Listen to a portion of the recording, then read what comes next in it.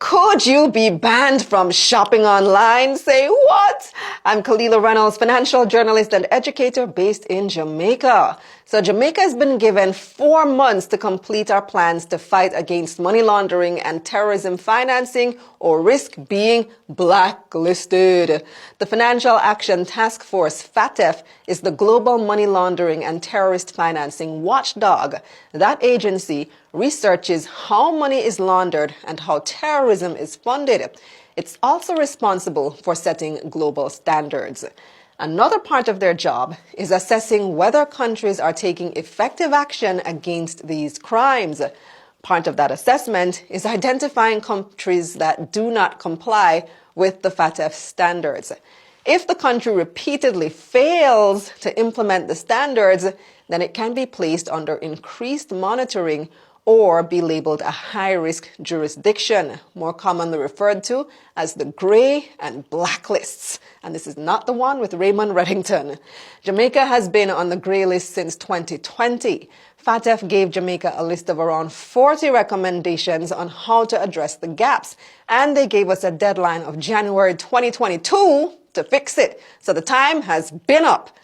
According to the task force, Jamaica has made some improvements. There's a better understanding of the risks associated with money laundering and terrorism financing. Also, resources to conduct investigations have increased. But it said there are still major gaps that the country agreed to address by the 2022 deadline. In a report last year, the agency noted that of the 40 recommendations, 6 were listed as compliant, 27 as largely compliant, and 7 as partially compliant. Now they've given us another 4 months, that's until October, to complete the actions or the country risks moving over to the blacklist. But what's the big deal about being on the blacklist? Well, countries that are listed as high risk or non-compliant by FATF are subject to economic sanctions from its member countries, which include the United States, France, and the UK. Sanctions can include freezing Jamaica's assets to some merchants not allowing online transactions from Jamaica. So bye-bye online shopping. And if you sell stuff online, you already know the issues with getting money from PayPal to your Jamaican bank account, for example.